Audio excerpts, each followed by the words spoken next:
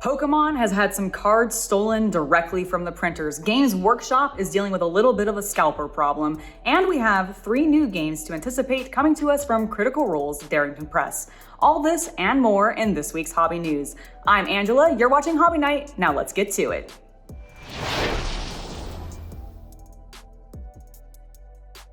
I wanted to start by talking about an absolutely wild story coming to us from the Pokémon Company.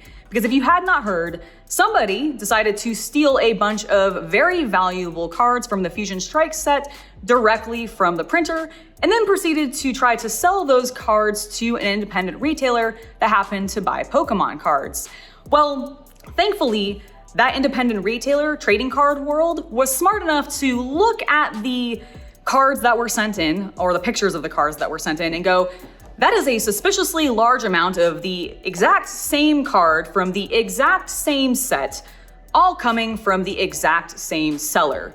It's a little bit suspicious. So after they got proof that the cards in fact did exist with photo proof, they then contacted their Pokemon rep, who informed them that they actually were aware that the cards had been stolen. In fact, they were already aware of who precisely had done it. The big problem that the Pokemon Company was having was they could not locate where the cards were. Well, this is where this became an interesting adventure for the Pokemon Company, because eventually they get the cards back. They tell the store to contact the seller and say, hey, send the cards in for evaluation so that we can assess them and figure out what they're worth. Well, the seller decided that seems like a swell idea, I'm gonna do that, and they sent all of the cards directly to Trading Card World, in which a Pokemon representative showed up, inspected the cards, went, yep, those are the missing cards, and confiscated them. Now, we don't know what has happened to those cards, but I suspect they probably have been destroyed. Because if Pokemon was in fact aware of this, knowing that they had not come from the printer, that they had been missing, they more than likely just had the printer create more cards, put those into the sets that ended up going out to retailers, and then starting an investigation to figure out what the heck happened to all of the other cards, which is how I suspect they found out about the person who did in fact steal them. Now, this is hopefully a very good thing because it means that the odds that are printed about Pokemon's, pull rates when it comes to getting some of those rare cards were in fact not inaccurate and people's packs were not affected. At least that is my hope, and that is what the Pokemon Company is saying, that all of these Sword and Shield packs that have gone out to retailers have gone out as intended. This was in a statement to the gamer, and I'm inclined to believe them because I really don't think Pokemon would risk those odds being wrong. That could get them into some very deep legal trouble, and I don't think they want to deal with that. So I anticipate there was no foul play on Pokemon's end. They just had some bad egg at some printer who decided to steal a bunch of cards, got caught because they were a fool and tried to sell them all to a single location, which if you're gonna steal something in bulk like that, don't try to, sell that hot item to a single place. It's gonna look super, super sus. And in fact it did, and it got this person caught and in trouble. Now, I do hope that we don't see more of this go on in the future because being concerned about those pull rates and not wanting to, be at bad odds because somebody was a bad player and stole something, you just don't want to have to deal with that when you're buying trading card games, especially when it's one that is really geared towards a younger audience, like kids and everything, like Pokemon is.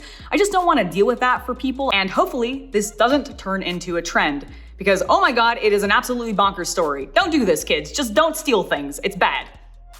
Buckle up because it is Warhammer Fest this weekend. Starting April 29th and going through May 1st, there's going to be a whole bunch of Warhammer goodness for us to talk about in the following week's news. And I, for one, am incredibly excited. I'm really hoping that at Warhammer Fest, with all of the reveals that they're going to end up doing, that one of those things ends up being the starter set for Warhammer 40k 10th edition. I really want to know what all of the miniatures are going to be in it and what they're going to look like, because so far I've been pretty excited about the things that we're seeing coming up with 10th edition. Now, this means that there's going to be a ton of Warhammer news next week, so if you don't want to miss that and you want to hear all of my thoughts about it all, make sure that you are subscribed to the channel and you hit that bell icon for notifications so you don't miss it.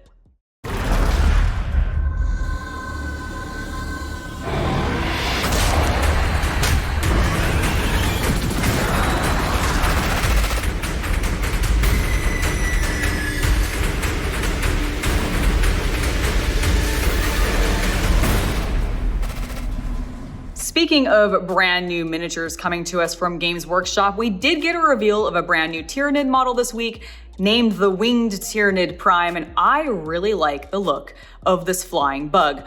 I am terrified of how many more flying bugs we may end up getting because I already thought the Tyranids were pretty scary, being able to just run at me really fast and jump really high, but the fact that more and more of them seem to be getting wings, oh boy. But it does make me very excited to paint because I do love painting wings, and I hope we get an alternate sculpt of this guy where he's got like the full spread like we see in the animated trailer. I think that would just be awesome to put some paint on, and I'm really looking forward to seeing what we get at Warhammer Fest for even more Tyranid models.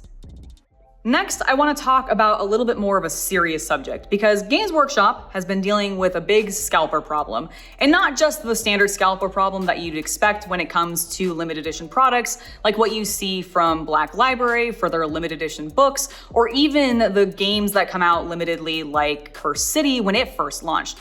Now we're actually seeing scalpers grab up models that realistically should just be available in Games Workshop's range indefinitely until they decide to update the model again. I'm specifically talking about Lionel Johnson. You may have gone to your local Games Workshop store or even your friendly local game stop and realized,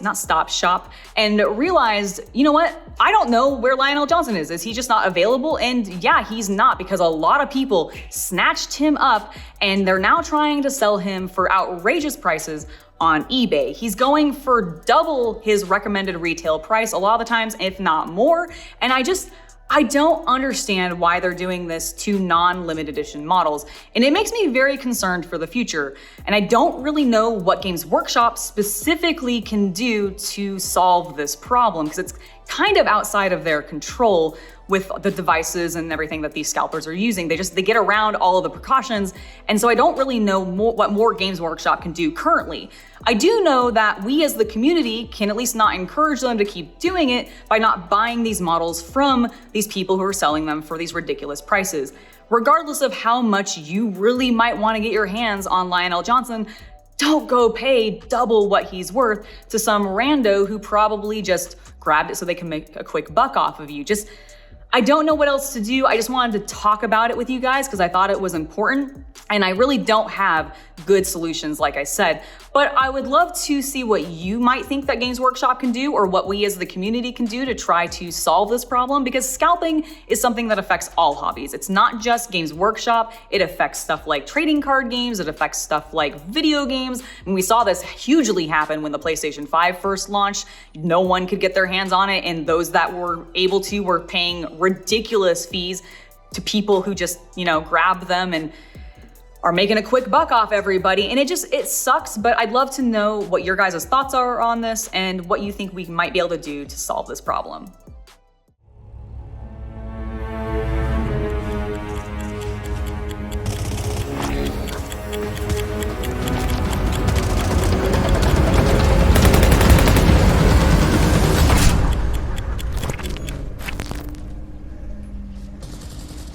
Arcane Wonder, the makers of Sheriff of Nottingham, has a brand new board game coming to Kickstarter later this fall, and it is all about Call of Duty, which absolutely blows my mind because I just find it really funny how many video games these days are being turned into board games. Now, this one sounds relatively interesting to me. I'm not a Call of Duty fan, but I am enticed by the idea of it.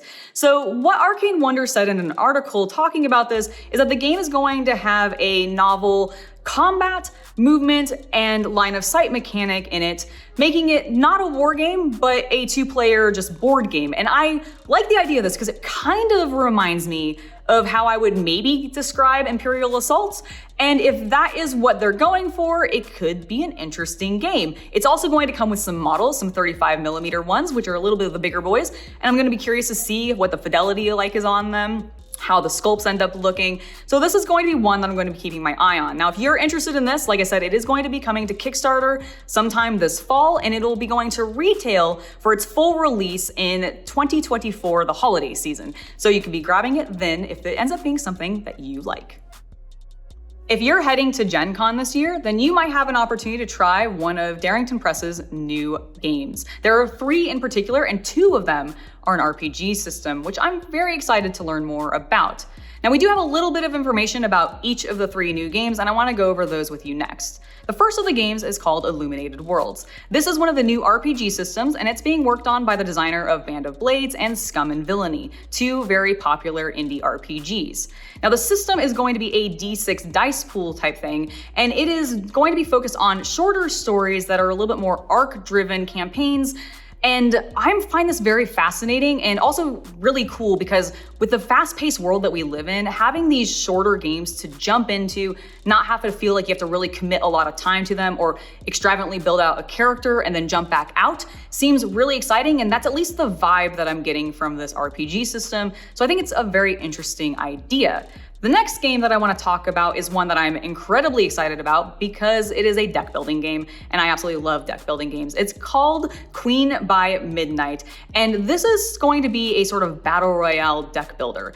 And the idea behind it is the Midnight Queen has just passed. Her final act as queen was to enact basically a battle royale between the 12 kingdoms and their strongest princesses, and that is the role you are playing as the player, and the last princess standing wins, and she gets to be the new Midnight Queen. I'm expecting really, really cool art from this, and honestly, it's one of the ones that I'm most anticipating. Now, the last game that we need to talk about is the one that we know the least about, but it is the one that probably I think is going to be the most intriguing for Critical Role fans, because it is called Daggerheart. And this is going to be a fresh take on a fantasy RPG system. It is going to be designed for longer campaigns and character progression, just like Dungeons & Dragons and Pathfinder, which is what Critical Role uses for their current RPGs. But because Critical Role owns Darrington Press, I wonder if this means that they're going to switch over to Daggerheart once it's complete, which could just absolutely change everything for them. It could really ignite a brand new fantasy RPG system and make it really, really fight against both Pathfinder and Dungeons & Dragons. And that could be really exciting for the RPG world. I like the idea of having more systems out there, especially ones that can really make the 2 big guys really focus on producing really quality content.